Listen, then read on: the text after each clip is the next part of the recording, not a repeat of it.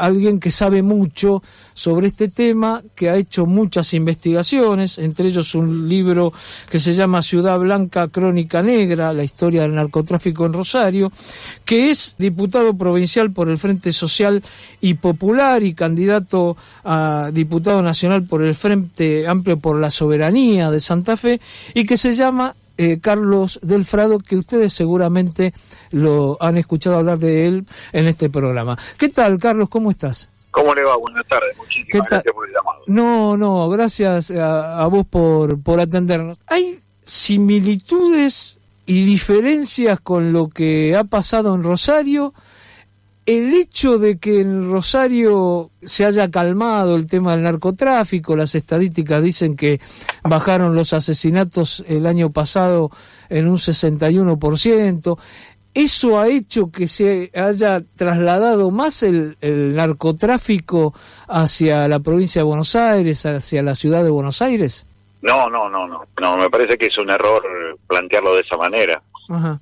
El narcotráfico empieza con un cargamento de 200 kilos que llega a la zona franca de Bolivia en el puerto de Rosario el 24 de abril del 78 como un desarrollo de un negocio paraestatal, ilegal, que hace la dictadura de Videla y la dictadura de Banzer en Bolivia, y desde allí se empezó a diseminar por toda la geografía de la Argentina, con la particularidad de que efectivamente a partir del año especialmente de 2013 hubo mayor lucha por los territorios en Rosario, que generó muchísima sangre derramada. Pero la provincia de Buenos Aires ya tenía particulares muestras del desarrollo del narcotráfico ya en la década del 80, con lo cual no tiene que ver con un punto de vista geográfico, sino que este es un negocio estructural del capitalismo que se desarrolla en cualquier lugar. El tema simplemente lo que lo diferencia es la escala. Así que en función de esas cuestiones, lo que queda claro es que hay pautas de comportamiento que se dan en distintos lugares de América del Sur, que las bandas son todas narcopoliciales barriales.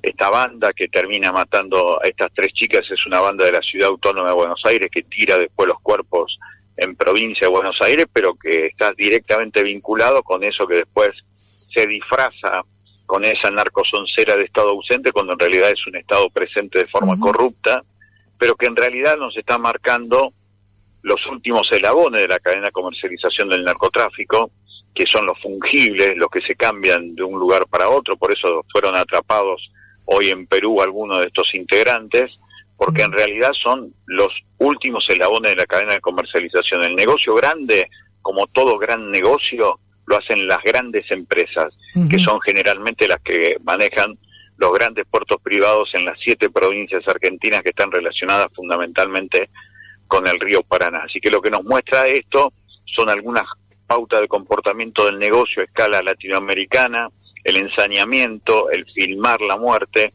Es algo que empezó con el grupo de los Zeta en México, que era un desprendimiento del ejército mexicano, y que para amedrentar a sus rivales y a sus potenciales traidores, ellos filmaban cómo trozaban a sus víctimas todavía en vida y se los mandaban a sus adversarios, cosa que después vimos en Rosario en el año 2020, cuando un muchacho muy joven, Brandon Bay, de 25 años, ordenaba que si una mujer ponía un bebé como escudo, le reventaran la cabeza al bebé de un tiro. Todas esas cuestiones que parecen descensos en la metáfora del infierno del Dante están presentes en la Argentina de hace por lo menos 10 años. El tema es que nos hacen ver siempre lo que pasa por abajo y nunca lo que pasa por arriba. Por eso el desarrollo del narcotráfico sigue de una forma contundente en cualquier lugar del mundo, y en América manejado, regulado por la DEA, que en lugar de combatir el narcotráfico, como dice Estados Unidos, lo regula.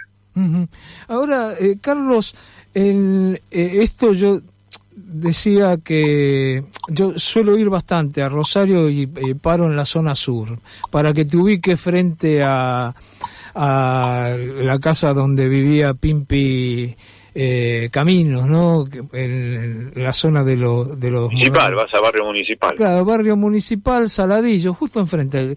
Y el otro día estuve la semana pasada y me decían que no hay ya, no pasa lo que pasaba hace 1 o 2 años atrás.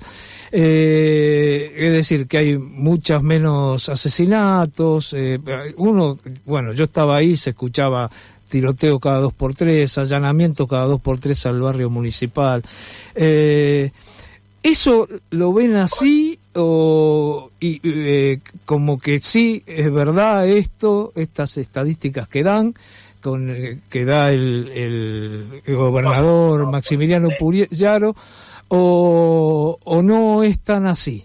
Lo que es verdad es la disminución de homicidios, como vos lo marcabas antes. En el año 2024 tuvimos un 61% de reducción de homicidios en Rosario, pero a partir del asesinato de Pilín Bracamonte, como se lo dijimos al gobernador de la provincia, iba a haber una mayor densidad y hoy tenés un 20% más de asesinatos de lo que tuvimos el año pasado en Rosario, porque lo que queda claro es que las bandas narcopoliciales barriales pueden establecer determinada cuestión de tranquilidad, de determinado paréntesis de tranquilidad, como decimos nosotros, durante un determinado tiempo. Cuando se termina el dinero, vuelve a disputarse el territorio. Insisto, siempre hablando por lo que está abajo.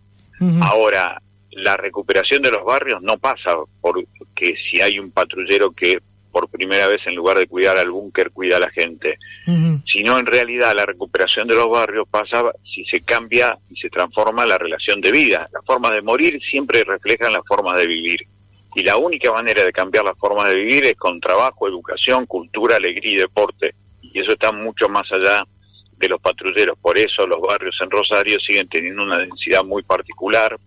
Hay mucha droga, se ha liberado la droga en toda la Argentina, incluida por supuesto Rosario y Santa Fe, con una idea clave: te dejo vender droga, pero no mates, porque los homicidios no tiran abajo las estadísticas. Eso es lo que sale a exhibir, por un lado, Patricia Bullrich a nivel nacional y también los gobiernos provinciales, entre ellos el de Puyaro y su ministro Cocosioni. Hoy justamente habló Patricia Bullrich y dijo que había que poner en funcionamiento en la provincia de Buenos Aires la ley antimafia. ¿Que había que poner qué cosa? En funcionamiento la ley antimafia, que dicen que en la provincia la boicotean. Que en la provincia la boicotean, dice.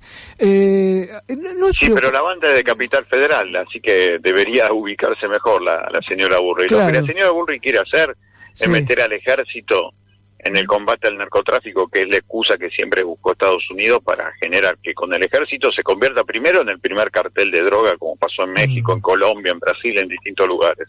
Lo quieren hacer acá también en la Argentina, porque en realidad la finalidad política no es disminuir el narcotráfico, sino meterle miedo a la gente que va a salir a protestar socialmente por el fenomenal saqueo que estamos sufriendo. Entonces la excusa de este triple femicidio en Capital Federal, que se produce por una banda de Capital Federal y que se produce después, los cuerpos se hallan en la provincia de Buenos Aires, van a hacerle hablar de nuevo a Patricia Bullrich, como también lo hizo el presidente Milei, como también lo hacen muchos gobernadores, de meter el ejército adentro, que es la vieja doctrina de seguridad continental parida por los Estados Unidos en los años 90. Eso es lo que va a buscar en el fondo, por eso lo están ventilando tanto este caso.